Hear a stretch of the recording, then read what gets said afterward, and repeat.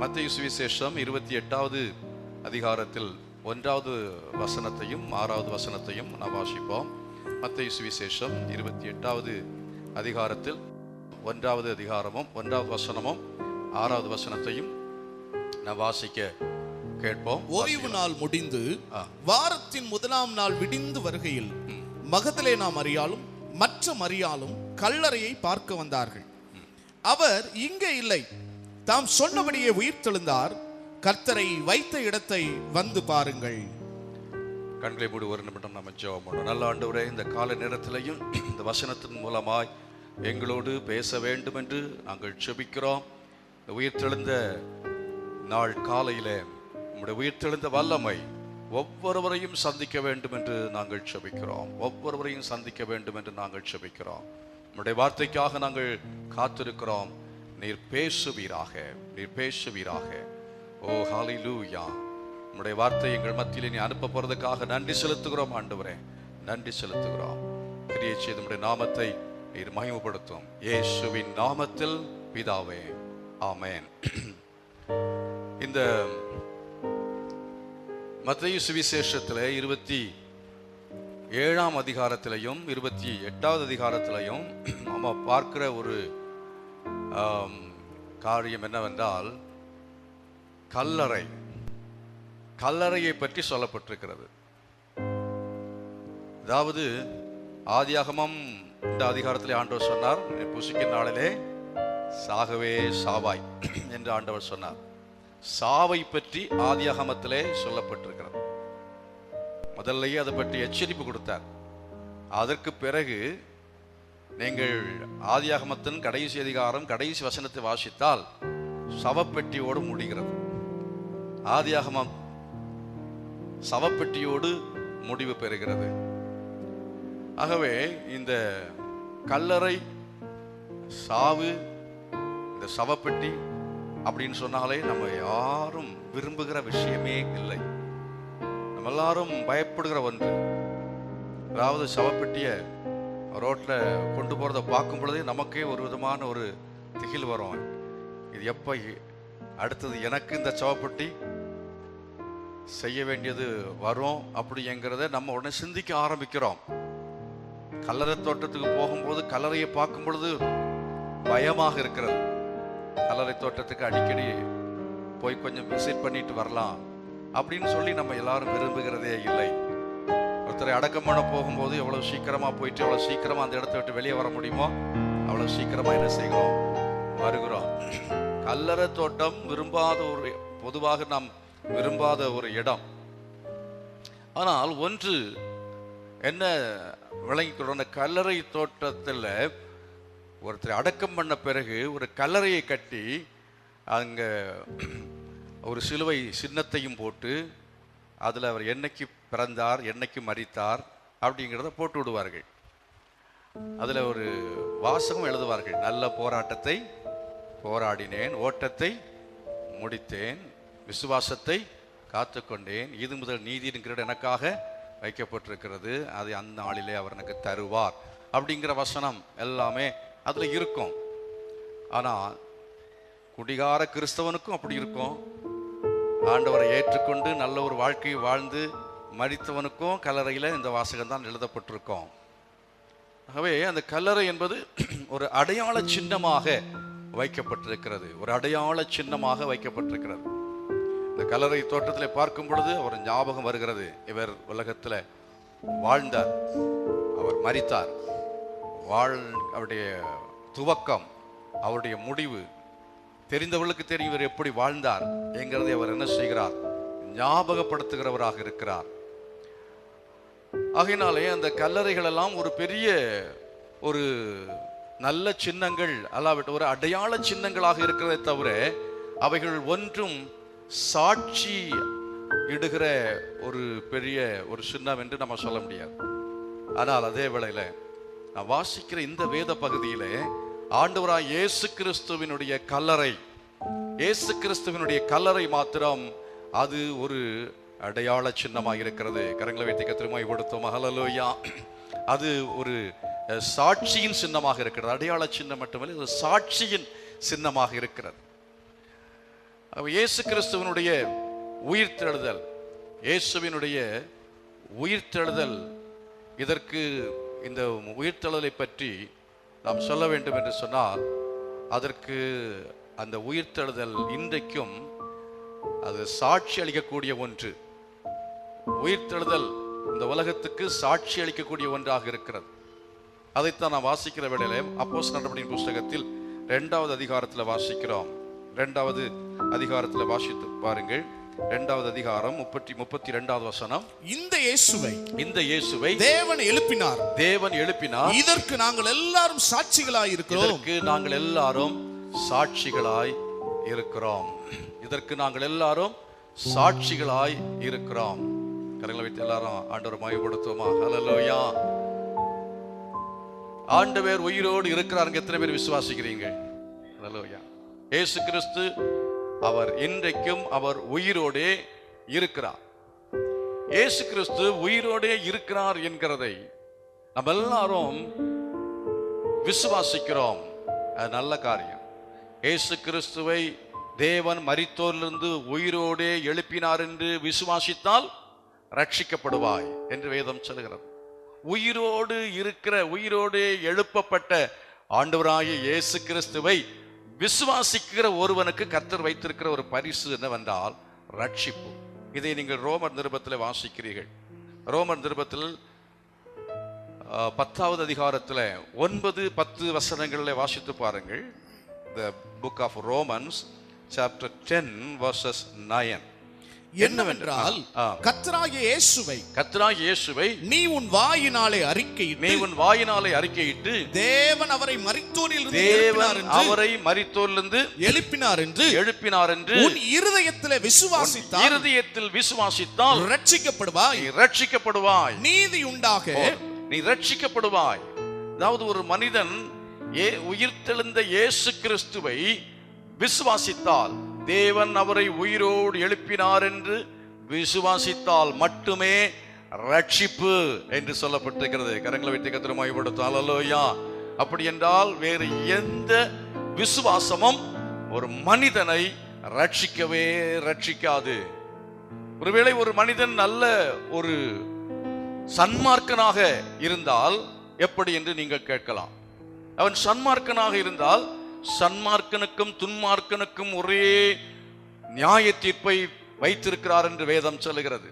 ஆகவே சன்மார்க்கனாக ஒருவன் வாழ்ந்தாலும் துன்மார்க்கனுக்கும் ஒரே நியாய தீர்ப்பு தான். அவன் வேறு மதத்தை சார்ந்தவனாக இருக்கலாம், வேறு தெய்வங்களை அவன் ஆராதிக்கலாம். அப்படி ஆராதனை செய்து வேறு தெய்வங்களை வணங்குகிறவன் ஒரு நல்ல வாழ்க்கை வாடுகிறவன். அப்படி நல்ல வாழ்க்கை வாழுகிறதுனாலே அவனுக்கு ரட்சிப்பு கிடையாது. ஒரு நல்ல வாழ்க்கை ஒரு மனிதனுக்கு ரட்சிப்பை கொடுப்பதில்லை. ஒரு மனிதன் ரட்சிக்கப்பட வேண்டும் என்று சொன்னால் அவனுக்கு உயிரோடு எழுப்பப்பட்ட இயேசு கிறிஸ்துவை அவன் சொந்த இரட்சகராக விசுவாசித்து ஏற்றுக்கொள்ள வேண்டும். கரங்களை வைத்து கர்த்தரை மகிமைப்படுத்துவோமா? கர்த்தராகிய இயேசு கிறிஸ்துவை அவன் தன்னுடைய வாயினாலே அறிக்கையிட்டு தேவன் அவரை மரித்தோரிலிருந்து உயிரோடு எழுப்பினார் என்று விசுவாசித்தால் அவன் ரட்சிக்கப்படுவானாம்.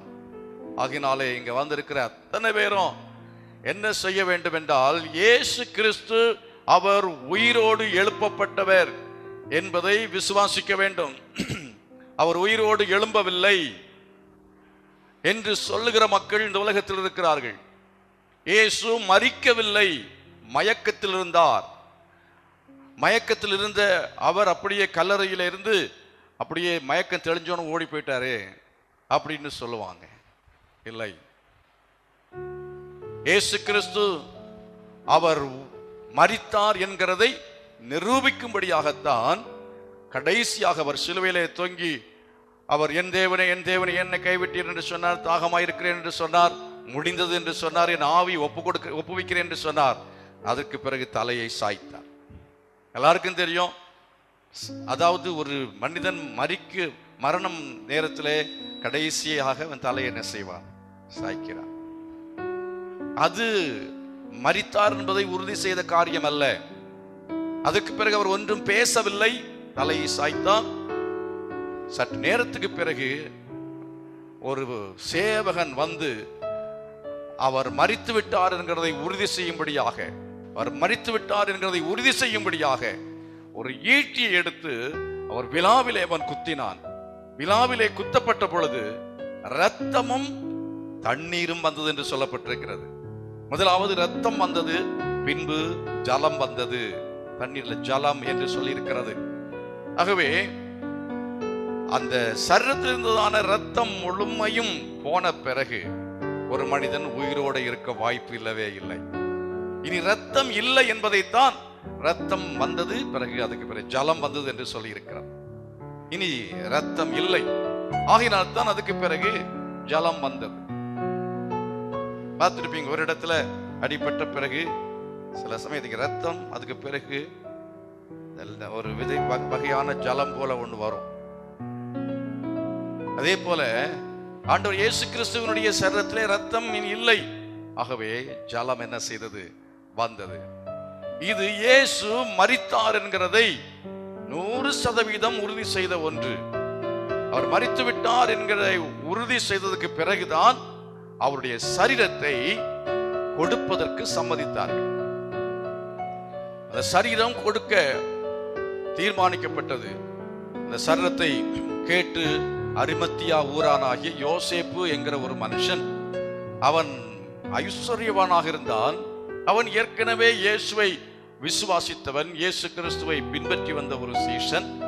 அவன் என்ன செய்தான் என்றால், அந்த சரீரத்தை கேட்டு வாங்கி அடக்கம் செய்யும்படியாக அவன் போகிறான். அவனுக்கு அனுமதி கிடைத்தது. அனுமதி கிடைத்த பொழுது அவன் அந்த சரீரத்தை அவன் இறக்கும்படி செய்து ஒரு மெல்லிய துப்பட்டியிலே சுற்றி அவன் அந்த சரீரத்தை தனக்கு வென்று வெட்டப்பட்டிருந்த கல்லறை, புதிய கல்லறை, அந்த கல்லறையிலே வைத்தான் என்று பரிசுத்த வேதாகமம் சொல்லுகிறது. அருமையானவர்களே, அவனுக்கென்று வெட்டப்பட்ட கல்லறை, புதிதான கல்லறை, அதிலே வைக்கும்படியாக அந்த கல்லறையிலே அவன் அதை கொண்டு போய் அந்த கல்லறையிலே வைத்து விட்டான். கல்லறையில வைத்து அந்த கல்லறையினுடைய வாசல்ல ஒரு பெரிய கல்லை புரட்டி வைத்தான் என்று சொல்லப்பட்டிருக்கிறது. கல்லை புரட்டி வைத்த பிற்பாடு ரோம அதிகாரிகள் மூலமாக அங்கே போர் சேவகர்கள் அனுப்பப்பட்டார்கள்.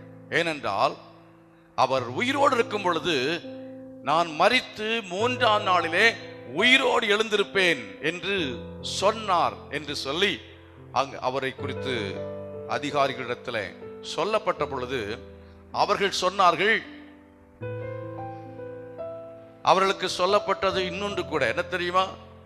அப்படி சொன்னான் அந்த எத்தன், அவன் ஏமாத்துக்காரன்.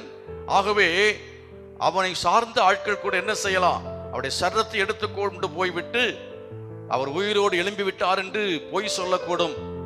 அப்படி முந்தின எத்தை பார்க்கிலும் பிந்தின எத்து கொடிதாய் போய்விடக்கூடாது. இவ்வளவு நாளும் மக்கள் அவரை விசுவாசித்ததை விட இனி அவர் உயிரோடு எழும்பி விட்டார் என்று சொன்னால் அதிகமான மக்கள் விசுவாசிப்பார்கள் என்பதை அந்த ரோம மக்கள், ரோம சேவகர்கள், ரோம அரசாங்கத்தில் இருந்தவர்கள் அறிந்திருந்தார்கள். ஒரு காரியத்தை புரிந்து கொள்ளுங்கள். இயேசு கிறிஸ்து உயிரோடு இந்த உலகத்திலே 33 ஆண்டுகள் இருந்த பொழுது, அவர் ஊழியம் செய்த பொழுது, மக்கள் ரட்சிக்கப்பட்டு மக்கள் அவரை விசுவாசித்ததை பார்க்கிலும், விசுவாசித்து ரட்சிக்கப்பட்டதை பார்க்கிலும், இயேசு கிறிஸ்து மரித்து அடக்கம் பண்ணப்பட்டு 3ஆம் நாள் அவர் உயிரோடு எழுந்ததுக்கு பிறகு இன்றைக்கு அவர் உயிரோடு இருக்கிறார்ங்கிற செய்தியை கேட்டு விசுவாசித்து ரட்சிக்கப்படுகிற மக்கள் பல 1000 மடங்கு அதிகமாக இருக்கிறார்கள். கரங்களை வைத்து கர்த்தரை மகிமைப்படுத்துவோம். ஹல்லேலூயா. அந்த கல்லறை என்பது என்ன? அந்த கல்லறை என்பது அது ஒரு குகையா இருந்தது என்று சொல்லப்பட்டிருக்கிறது. ஒரு குகையிலே அடக்கம் பண்ணினார்கள். நம்ம பார்க்கிறது போல ஒரு 6 அடி ஆழத்துக்கு வெட்டப்பட்ட ஒரு குழி அல்ல, ஒரு குகை, ஒரு சிறிய அறை போல ஒன்றையும் கல் பாறையை குடைந்து அதை குகையாக செய்து அதற்குள்ளாலே அந்த காலத்திலே அடக்கம் செய்வது வழக்கமாயிருந்தது. குறிப்பாக எப்படிப்பட்ட ஐஸ்வர்யவான்கள், அவர்கள் தங்களுக்கென்று ஏற்படுத்தின விசேஷமான கல்லறைகளாக இருந்தது. அந்த கல்லறையில இயேசு கிறிஸ்துவை சரீரத்தை கொண்டு போய் வைத்தார்கள். இயேசுவின் சரீரம் அங்கே உள்ளே வைக்கப்பட்டது. சேவகர்கள் மூலமாக அந்த கல்லறை அதுக்கு பிறகு பத்திரப்படுத்தப்பட்டது. சேவகர்கள் வெளியே நின்று காவல் காத்துக் கொண்டிருக்கிறார்கள். சுமார் 40 மணி நேரம் அந்த கல்லறைக்குள்ள அப்படி சரீரம் இருந்தது. 3ஆம் நாள் ஞாயிற்றுக்கிழமை காலையில எத்தனை மணி என்று தெரியாது, யாருக்கும் தெரியாது, அவர் உயிரோடு என்ன செய்தார்? எழும்பினார்.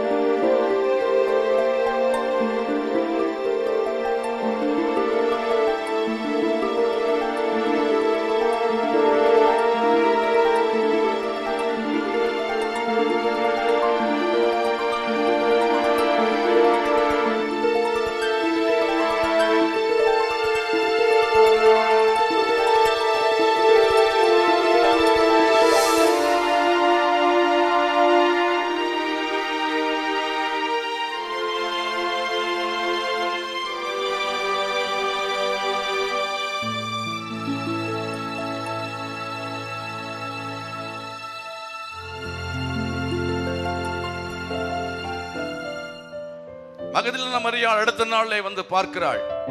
சனிக்கிழமையில் யாரும் கல்லறை தோட்டத்துக்கு வரவில்லை. கல்லறை தோட்டத்துக்கு அவர்கள் வராதது காரணம் ஓய்வு நாளாயிருந்தது. சனிக்கிழமை என்பது ஓய்வு நாள். அது ஓய்வு நாளா இருந்தபடினாலே அன்றைக்கு எல்லாரும் அங்கே அவர்கள் ஓய்ந்திருந்தார்கள். அன்றைக்கு அவர்கள் வேறு ஒன்றும் செய்யக்கூடாது. ஓய்வு நாளை பரிசுத்தமாய் ஆசரிக்க நினைப்பாயாக என்பதை பழைய ஏற்பாட்டிலே மிகவும் கண்டிப்பாக அதை அவர்கள் கடைபிடித்து வந்தார்கள். அநேக வீடுகளில் சாப்பாடு கூட செய்ய மாட்டாங்க. அன்னைக்கு எந்த வேலையும் செய்ய மாட்டார்கள். சொந்த பேச்சை பேசக்கூடாது என்று வேதத்தில் ஒரு இடத்துல சொல்லப்பட்டிருக்கு பாருங்க. சொந்த பேச்சை பேசக்கூடாது, எந்த வேலையும் செய்யக்கூடாது என்று அவர்கள் அன்றைக்கு பயத்தோடு பக்தியோடு இருப்பார்கள். அந்த நாளை ஆசரிப்பிக்க வேண்டிய காரியங்களாவற்றையும் செய்வார்கள், ஆசரிப்பார்கள். அடுத்த நாள் காலையிலே அவருடைய கல்லறையை தேடி வந்தது யாரென்றால் ஒரு பெண், மகதலேனா மரியாள் என்று சொல்லப்பட்டதான பெண். அவள் என்ன செய்தாள் என்றால் அந்த கல்லறையை பார்க்கும்படியாக அவள் வருகிறாள். அவள் கடந்து வரும் பொழுது அவளுக்குள்ள ஒரு யோசனை. அவள் எதுக்காக வருகிறாள்? அவருக்கு சுகந்த வர்க்கம் இட வேண்டும், சுகந்த வர்க்கம் போட வேண்டும் என்பதற்காக அங்கே வரும்போது இந்த கல்லை யாராவது புரட்டி தந்தால் பரவாயில்லை, அந்த கல்லை யார் புரட்டுவார்கள், யாராவது உதவி செய்வார்களா என்று சொல்லி ஏக்கத்தோடு வருகிறாள். இந்த கல்லை புரட்டுவதற்கு தன்னால் முடியாது. ஆனாலும் அவளுக்கு ஒரு விசுவாசம், யாராவது இருக்க மாட்டாங்களா, சீஷர்கள் ஒருவேளை அங்க வந்திருப்பார்கள், எப்படியும் ஒரு சீஷனாவது இருப்பான் என்கிற நம்பிக்கையோடு வந்தாள். ஆனா ஒருத்தரையும் காணல, ஒரு சீஷனையும் எங்க காணவில்லை. ஏசு செத்து போயிட்டாரு, இனிமே இனி நமக்கு அவ்வளவுதான், நம்ம வாழ்க்கை முடிஞ்சு போச்சு, இனி நமக்கு சாப்பாட்டுக்கு வழியை நம்ம தான் பார்த்து கொள்ளணும், நம்ம வேலையை நம்ம பார்க்கலாம் அப்படிங்கிற சிந்தனையோடும் பயத்தோடும் வீட்டுக்குள்ளாலே கதவை சாத்தி கொண்டு எல்லா சீஷர்களும் பயந்து நடுங்கி கொண்டிருக்கிறார்கள். ஆனால் ஆம்பளைங்கெல்லாம் நடுங்கி பயந்துகிட்டு இருக்கும்போது ஒரு பெண் மாத்திரம், ஒரு ஸ்திரீ என்ன செய்கிறாள்? மகதலேனா மரியாள் விடியற்காலையிலேயே இருட்டோടെ எழுந்திருந்து கல்லறை தோட்டத்துக்கு ஓடி வந்தாள் என்று வேதம் சொல்கிறது. கரங்களை வைத்து கர்த்தரை மகிமைப்படுத்துவோம். ஹல்லேலூயா. அவள் கல்லறை எண்டையிலே கடந்து அவள் வருகிற சமயத்தில் அவளுக்கு ஒரு பெரிய ஆச்சரியம் காத்திருந்தது. அது என்ன ஆச்சரியம்? அந்த கல் புரட்டி போடப்பட்டிருக்கிறதை கண்டாள். கல் புரட்டி போடப்பட்டிருக்கிறதை கண்டு அவள் ஆச்சரியப்பட்டு, யாரோ அவருடைய சரீரத்தை எடுத்துக்கொண்டு போய்விட்டார்கள் என்று சொல்லி அவள் அழுகையோடு கூட வேதனையோடு கூட கல்லறை அண்டையில நின்று கொண்டிருக்கிறாள். அங்கே நின்று கொண்டிருக்கிற அவளுக்கு சுருக்கமாக சொல்லுகிறேன். அதில் நிறைய அதை விளக்கமாக சொல்ல போனால் அதில் 3-4 சுவிசேஷங்களையும் படித்து அது எல்லாத்தையும் கோர்வைப்படுத்தினாதான் அதில் நிறைய காரியங்கள் கோர்வையாக வரும். ஏன்னா நிறைய குழப்பங்கள் வரும். ஒரு சுவிசேஷத்தை மட்டும் படிச்சீங்கன்னா நிறைய அதில் குழப்பங்கள் வரும். 4 சுவிசேஷத்தையும் படித்து அதை கோர்த்து அதை நாம் விளங்கிக் கொள்வது என்பது கொஞ்சம் கடினமான காரியம். சுருக்கமாக சொல்ல வேண்டும் என்றால், அவள் அழுது கொண்டிருக்கும் பொழுது இயேசுவானவர் என்ன செய்தார்? அருகாமையிலே வந்து நிற்கிறார். இயேசுவை பின் திரும்பி பார்க்கிறாள். தோட்டக்காரன் நினைத்து அவள் என்ன செய்தாள்? நீர் அவரை எடுத்துக்கொண்டு போனது உண்டானால் நீ சொல்லும், எங்க வச்சிருந்தாலும் சரி, நான் போய் அவரை எடுத்துக்கொள்கிறேன் என்று சொல்லி அவள் அவரை பார்த்து கேட்ட பொழுது அவர் மரியாளே என்று சொன்னார். மரியாளே என்று சொன்ன உடனே அவளுக்கு புரிந்தது. என்ன புரிந்தது? இவர் இயேசு என்று புரிந்ததுனால ரபூனி என்று சொன்னாள். போதகரே என்று அர்த்தமாம். ரபூனி என்று சொல்லி அவள் கட்டுப்பிடிக்க போனா. உடனே இயேசு சொன்னார், என்னை தொடாதே, நான் என் பிதாவிடத்துக்கு என்ன செய்யவில்லை? ஏறி போகவில்லை. நிறைய கேள்விகள் உங்களுக்கு வரும். இப்போ அதெல்லாத்தையும் சொல்றதுக்கு நமக்கு நேரம் இல்லை. பைபிள் ஸ்டடியெல்லாம் எடுத்தா தான் அதை சொல்ல முடியும். அவர் ஏறி போகலன்னு சொன்ன பிறகு தோமாட்ட சொன்னார், தொட்டு பாருன்னாரு. இப்போ அதுக்குள்ளால என்ன சம்பவிச்சு?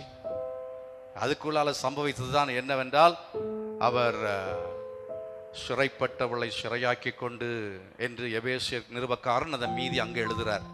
சிறைப்பட்டவளை சிறையாக்கி கொண்டு உன்னதத்துக்கு ஏறினார் என்று சொல்லப்பட்டிருக்கிறது. அவர் பிதாவிடத்துக்கு போகவில்லை, அவர் பரதீசிலே அவர் என்ன செய்தார்? சிறைப்பட்டவர்களை அங்கே என்ன செய்தார்? சிறையாக்கினார். சிறையாக்கினார்னா சாத்தானுக்கு சிறைப்பட்டவர்களை இவர் என்ன செய்தார்? தன்னுடைய, அதாவது அவர்களுக்கென்று அந்த சாத்தானுடைய பிடியிலிருந்து அவர்களை சிறையாக்கி கொண்டார். கரங்களை வைத்து கர்த்தரை மகிமைப்படுத்துவார். அவளை அடிமையா இருந்த அவளை இயேசு தனக்கு சொந்தமாக்கி கொண்டார். அது இன்னும் உங்களுக்கு விளங்காது. பாதாளத்தில் இருந்த ஆட்கள் இயேசு கிறிஸ்து உயிரோடு எழும்புறதுவரையிலும் பரிசுத்தவான்கள் எல்லாருமே பாதாளத்தின் ஒரு பகுதியில் தான் இருந்தார்கள். அதைத்தான் நம்ம இயேசு சொன்னதான அந்த ஓமையில பார்க்குறீங்க. என்ன சொல்லப்பட்டிருக்கிறது? ஐஸ்வர்யவான் மடித்து அவன் பாதாளத்துக்கு போனான், லாசரும் அங்கே போனான், அங்கே 2 பேரும் பார்த்தாங்க என்று சொல்லப்பட்டிருக்கிறது. பாதாளத்திலே இவன் வேதனைப்பட்டான், அவன் ஆபிரகாமின் மடியிலே அவன் சந்தோஷமாய் மகிழ்ச்சியாக இருந்தான், இளைப்பாறிக் கொண்டிருந்தான் என்று வேதம் சொல்லுகிறது. அவ்விதமாய் பரிசுத்தவான்கள் அத்தனை பேரும் பாதாளத்திலே, பரதீசு அந்த நாட்களில் இருந்தது. பரதீசு பாதாளத்தில் இருந்தது. அங்க பாதாளத்தில் இருந்த பரதீச ஆண்டவர் என்ன செய்தார்னு சொன்னால் 3ஆம் வானத்திலே கொண்டு போய் வைத்தார். கரங்களை வைத்து கர்த்தரை மகிமைப்படுத்துவோம். ஹல்லேலூயா. அதை குறித்து தான் அப்போஸ்தலனாகிய பவுல் 2 கொரிந்தியர்ல 12வது அதிகாரம் என்று நினைக்கிறேன், அங்கே நீங்கள் படிக்கிற வேளையிலே அதை பற்றி அவர் சொல்லுகிறதை பார்க்கிறோம். 2 கொரிந்தியர் 12ஆம் அதிகாரத்திலே 2ஆம் வசனத்தில் படிக்கிற சமயத்திலே, கிறிஸ்துவுக்குள்ளான ஒரு மனுஷன் நான் அறிவேன், அவன் 14 வருஷத்திற்கு முன்னே, அவன் 14 வருஷத்துக்கு முன்பதாக 3ஆம் வானம் வரைக்கும் எடுத்துக்கொள்ளப்பட்டு அவன் சரீரத்தில் இருந்தானோ, எடுத்துக்கொள்ளப்பட்டான். அவன் சரீரத்தில் இருந்தானோ, சரீரத்திற்கு புறம்பாய் இருந்தானோ, அதை அறியேன், தேவன் அறிவார். அந்த மனுஷன் பரதீசுக்குள் எடுக்கப்பட்டு மனுஷர் பேசப்படாதது வாக்குக்கு எட்டாததுமான வார்த்தைகளை கேட்டான் என்று அறிந்திருக்கிறேன். அப்போ பரதீசில் எடுத்துக்கொள்ளப்பட்டு 3ஆம் வானத்துக்கு எடுத்துக்கொள்ளப்பட்டு என்று சொல்லப்பட்ட அதற்கு விளக்கத்தை பின்னாலே தெளிவாய் கொடுக்கிற சமயத்தில் பரதீசில் எடுத்துக்கொள்ளப்பட்டு என்று அங்கே பவுல் சொல்லுகிறதை பார்க்கிறோம். யாரை குறித்து சொல்லுகிறார்? தன்னை குறித்து தான் சொல்லுகிறார். ஆனால் அதை குறித்து அவர் பெருமை வந்து விடக்கூடாது இல்லையா? தன்னை குறித்து பெருமையாய் சொல்லாமல் வேறொருத்தர் அப்படின்னு சொல்றத பார்க்கிறோம். நம்ம ஆட்கள் ஒரு பிரசங்கியாருக்கு இப்படி ஒரு காரியம்னு சொன்னா பரதீசு போயிட்டு வந்தாங்கன்னா அவ்வளவுதான் போஸ்ட்ல ஒட்டிடுவாங்க. பரதீசு போயிட்டு இருந்துக்காரு ஐயா எல்லாம் வாங்க அப்படின்னு சொல்லி. ஒரு சின்ன அனுபவம் இருந்தா போதும், அந்த அனுபவத்தை வைத்து வியாபாரமாக்கி விடுவார்கள். அப்படி வியாபாரம் ஆக்கியிருந்தால் பவுல் நிறைய சம்பாதிச்சிருக்கலாம். அவன் அதை வியாபாரமாக, ஊழியத்தை வியாபாரமாக்கவில்லை, வெளிப்பாட்டை வியாபாரமாக்கவில்லை, பாட்டை வியாபாரமாக்கவில்லை, பிரசங்கத்தை வியாபாரமாக்கவில்லை. அவன் என்ன செய்தான் என்றால் கிறிஸ்துவின் மறைவிலே மறைந்து ஜீவிக்கிற ஒரு மனுஷனாக இருந்தான். கரங்களை வைத்து கர்த்தரை மகிமைப்படுத்துவோம். ஹல்லேலூயா. ஆகினாலே பரதீஸ் என்பது இப்போ எங்க இருக்கிறது என்றால் மூன்றாம் வானத்தில் இருக்கிறது. மூன்றாம் வானத்தில் இருக்கிறது.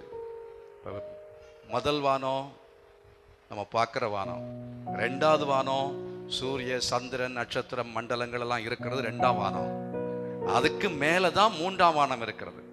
நாங்க போய் மேல பார்த்தோம், சந்திரனை போய் பார்த்தோம், ஆனா அங்க ஒன்றும் பரலோகத்தை பார்க்கல, அங்க கடவுளையும் பார்க்கலன்னு ரஷ்யாக்காரன் சொன்னான். அவன் பார்த்தது ரெண்டாவது வானம் கூட, அவன் ரெண்டாவது முதல் வானம் தான், ரெண்டாவது வானம் அல்ல, முதல் வானம் தான். இதெல்லாம் இருக்கிறதுல முதல் வானத்தில் தான். முதல் வானத்தை தான் மனுஷன் போய் பேட்டி. முதல் வானத்தில் ஒரு விளிம்பு தான் போயிருக்கிறான். இருக்கிறதுல பக்கத்தில் இருக்கிறது சந்திரன், அங்கதான் போயிருக்கிறான். அதுக்கு மேல அவன் பல செயற்கைக்கோள்களை அனுப்புகிறான். அதெல்லாம் நமக்கு உபயோகத்துக்காக அவன் அதுக்காக செய்து கொண்டிருக்கிறான். அதை தாண்டி என்ன இருக்குங்கிறது இன்னும் அவனுக்கு சரியா தெரியாது.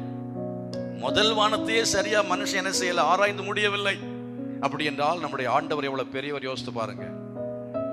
வானத்தையும் பூமியையும் படைத்தவர் என்று சொன்னால், வானத்துல பார்க்கிறீங்களா, இந்த பார்க்கிற எல்லா கோள்களையும் ஆண்டவர் தான் படைத்தார். நட்சத்திரங்கள் எல்லாம் எண்ணி முடியாத நட்சத்திரங்களை ஆண்டவர் படைத்திருக்கிறார். அவ்வளவு பெரிய தேவன், அந்த சராசரங்களை படைத்த தேவன் தான் நம்முடைய தேவன். கரங்களை வைத்து கர்த்தரை மகிமைப்படுத்தும். ஹல்லேலூயா. அதுக்கு மேல இருக்கிற இடத்துக்கு பேர் தான் ரெண்டாவது வானம். ரெண்டாவது வானம், அந்த ரெண்டாவது வானத்துக்கு மத்திய வானம் என்று சொல்லுவார்கள். அதுதான் இயேசு கிறிஸ்து அவர் வரும்போது, அவர் வருகையிலே நாம் உயிரோடு எழும்புவோம்.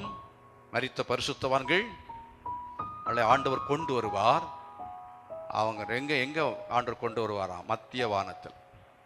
இந்த மத்திய வானத்தில் வரும் பொழுது அங்கே சாத்தானுக்கும் தேவனுடைய தூதர்களுக்கும் தேவனுடைய சேனைக்கும் யுத்தம் உண்டாயிற்று என்று வெளிப்படுத்தின விசேஷத்தில் சொல்லப்பட்டிருக்கிறது. ஒரு பெரிய யுத்தம் உண்டாயிடுறது. எங்கே? அந்த நடுவானத்தில், அதாவது ரெண்டாம் வானத்தில். அந்த ரெண்டாவது வானத்தில் அப்போ யார் அப்போ அங்கே இருக்கிறாங்க அப்படின்னு நீங்க கேட்டீங்கன்னா, அங்க இருக்கிறது லூசிபருடைய சேனை. சாத்தானும் அவனுடைய சேனையும் நடுவானத்தில் இருக்கிறார்கள், மத்திய வானத்தில் இருக்கிறார்கள். அங்கே இருக்கிற அந்த பிசாசு, அவன் இங்கே நம்முடைய ஜபங்களுக்கெல்லாம் தடையை செய்கிறவன். ஆகவே தான் தானியேல் அவன் ஜெபிக்கும் பொழுது அதை பற்றி சொல்லுகிறான். உபவாசித்து 21 நாள் ஜெபம் பண்ண பிசாசு சாத்தான் அவன் தடை செய்தான், அவருக்கு உதவியாக மீகாவேல் வந்தான் என்று அங்கே சொல்லுகிறதை பார்க்கிறோம். ஜெபத்தை கொண்டு போகிறவன் யார் என்று சொன்னால் காபிரியேல். காபிரியேலுடைய தூதர்கள், நம்முடைய ஜெபங்களை கொண்டு போகிறவர்கள், அவளை தடுத்து நிறுத்துகிறவர்கள் அந்த லூசிபருடைய ஆவிகள், அதுக்கு உதவி செய்கிறவர்கள் மிகாவேலுடைய சேனை. கரங்களை வைத்து கர்த்தரை மகிமைப்படுத்தும். ஹல்லேலூயா. எவ்வளவு பெரிய ஏற்பாடு ஆண்டவர் பண்ணியிருக்கார். சேனைகளின் கர்த்தர். ஹல்லேலூயா. நம்முடைய ஆண்டவருக்கு பெயர் என்ன? அவர் சேனைகளின் கர்த்தர். பிசாசுக்கு சேனை நடுவானத்தில் இருக்கிறது உண்மைதான். அவனுடைய சேனையில பாதி இங்கேயும் இருக்கிறது, பூலோகத்தில் இருக்கிறது உண்மைதான். பாதாளத்தில் கொஞ்சம் இருக்கிறது உண்மைதான். அவைகள் எல்லாம் செத்த சேனைகள். அந்த சேனைகளுடைய தலையை கர்த்தர் நசுக்கி இருக்கிறார். அதைத்தான் நாம் ஆதியாகமத்தின் புஸ்தகத்தில் படிக்கிறோம். ஆதியாகமத்தின் புஸ்தகத்தில் நீங்கள் வாசிக்கிற வேளையிலே 3வது அதிகாரத்தில் இருக்கிறது. வாசித்து பாருங்கள். அவர் உன் தலையை நசுக்குவார். கரங்களை வைத்து கர்த்தரை மகிமைப்படுத்துமா. இயேசு கிறிஸ்து உயிரோடு எழும்பினபடினாலே அவர் தலையை, சாத்தானுடைய தலையை தேவன் நசுக்கினார். அவனுடைய வல்லமை நசுக்கப்பட்ட, சரியா சொல்ல